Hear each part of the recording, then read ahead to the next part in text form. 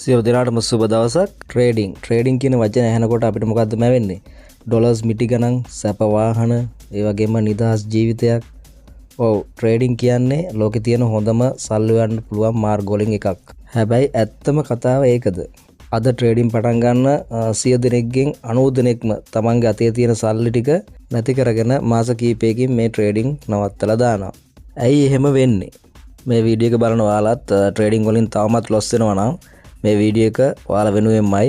අද අපි කතා කරන්නේ බහුතරයක් දෙනා ට්‍රේඩින් වලින් සල්ලි නැති කරගන්න ප්‍රධාන හේතු තුනක් සහ ඒකට මුහුණ දෙන්න තියෙන එකම සහ සාර්ථක ක්‍රමය ගැනයි. මේ සීක්‍රට් එක ඉගෙන ගන්න එතකොට ඔයාලට ට්‍රේඩින් ලයිෆ් එක සම්පූර්ණයෙන් වෙනස් කරගන්න පුළුවන් වෙනවා.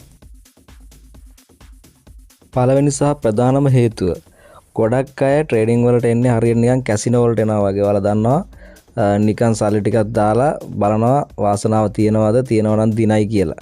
එහෙම නැත්නම් යාළුවෙක් කවුරු හරි කියන දේ අහලා ඇවිල්ලා ට්‍රේඩ් එකක් දානවා, ට්‍රේඩ් කරනවා. එහෙම නැත්නම් ටෙලිග්‍රෑම් ගෲප් එකක් හොයනවා. අපි වල පිස්සුවෙන් වගේ ගොඩක් අය හොයනවා ටෙලිග්‍රෑම් ගෲප් වල සිග්නල් තියෙනවද කියලා බලනවා. එතකොට ඒ සිග්නල් එකක් බලලා හිටන් ඒකට ට්‍රේඩ් කරනවා. ඔයත් මේ වගේ ට්‍රේඩ් දානවා නම් මතක තියාගන්න ඔයා කරන්නේ ට්‍රේඩ් නෙවෙයි, සූදු කෙලින එක. සාර්ථක ට්‍රේඩර් කෙනෙක්ට අනිවාර්යෙන් තියෙන්න ඕන යාලටම ආවේනික ස්ට්‍රැටජි එකක්. දැන් මම ට්‍රේඩර් කෙනෙක් නම් මට ආවේනික ස්ට්‍රැටජි කීපයක් තියෙන්න ඕනේ. ඒ වගේම මාකට් එකට එන්ටර් වෙන්නේ කොතනින්ද, එක්සිට් වෙන්නේ කොතනින්ද කියන එක අනිවාර්යෙන් දැනගන්න ඕන සාර්ථක ට්‍රේඩර් කෙනෙක්.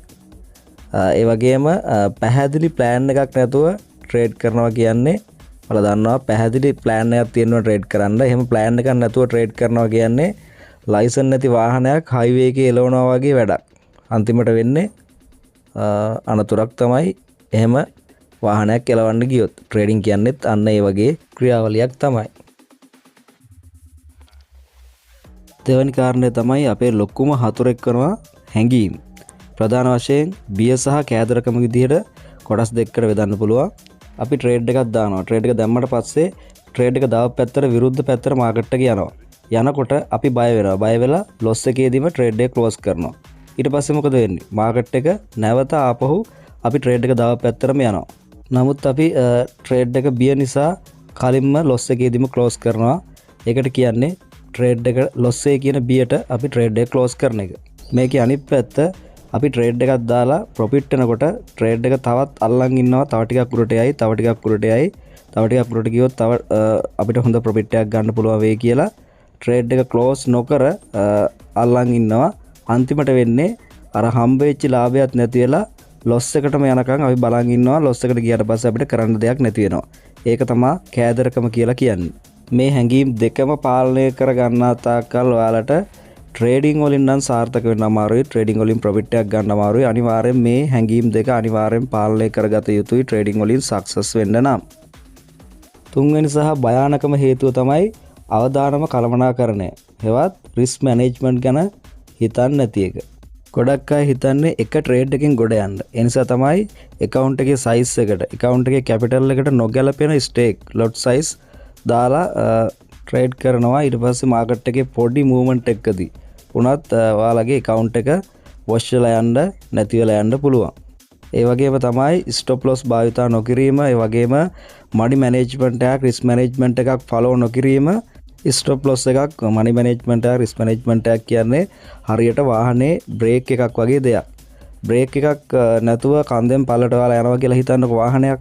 මොකද වෙන්නේ? අනිවාර්යෙන් අමුතුවෙන් කියන්න ඕනේ නැහනේ.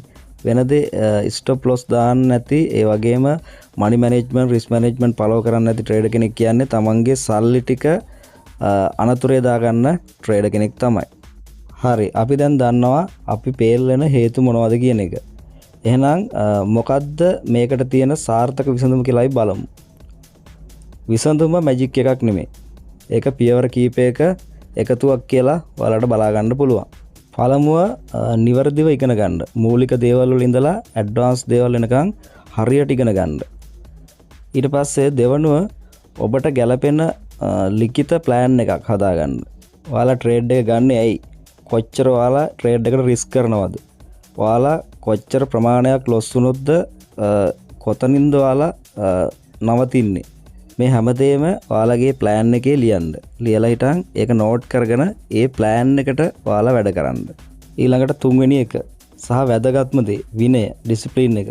ඔයාලා හදාගන්නවා ප්ලෑන් එකක්. ඒ ප්ලෑන් එකට පිටින් යන්නේ නැතුව, ඒ කියන්නේ ඒ ප්ලෑන් එකේ තියෙන දේවල් වලට අනුවම වැඩ කරලා හැංගීම් වලට වහල් වෙන්නේ නැතුව, ඒ කියන්නේ ඔයාලා ඉමෝෂනලි හැංගීම් වලට වහල් වෙන්නේ නැතුව රොබෝ කෙනෙක් වගේ ඒ තියෙන ප්ලෑන් එක ඒ විදිහට මකුරක් නැර ඒ ප්ලෑන් එකටම වැඩ කරන්න, එහෙම ඒ විදිහට ක්‍රියාත්මක කරන්න.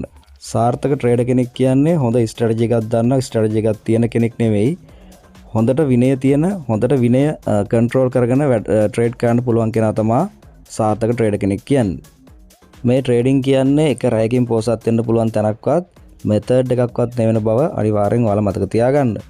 නමුත් නිවැරදි විනය සහ සැලැස්මකට ගියොත්, ඒ කියන්නේ ප්ලෑන් එකකට, ඩිසිප්ලින් එකකට ගියොත් ඔයාලට හොඳ ඉන්කම් එකක්, හොඳ ප්‍රොෆිට් එකකට යන්න පුළුවන්. අද කතා කරපු වැරදි තුන ඔයාලා හදාගන්න. ඒක හදාගත්තොත්, ඒක ඒ විදිහට අනුගමනය කළොත් ඔයාලට සාර්ථක වෙන්න පුළුවන්. මං හිතනවා මේ වීඩියෝ එකෙන් ඔයාලට යම්කිසි වටිනාකමක් ලැබෙන්න ඇති, යම්කිසි දැනුමක් ලැබෙන්න ඇති. එහෙම ලැබුණා නම් ඔයාලගේ කමෙන්ට් එක මේ වීඩියෝ එකට පහලින් දාන්න. ඒ වගේම වීඩියෝ එක හොඳයි නම් ලයික් කරන්න. මේ වගේ තවත් වීඩියෝ බලන්න channel එක subscribe කරලා තියාගන්න. ඒ වගේම වීඩියෝ එක හොඳයි නම් තවත් කෙනෙක්ට බලන්න share කරන්න. හරි. එහෙනම් මම ගිහින් එන්නම්. ඔයාලට ජය වේවා.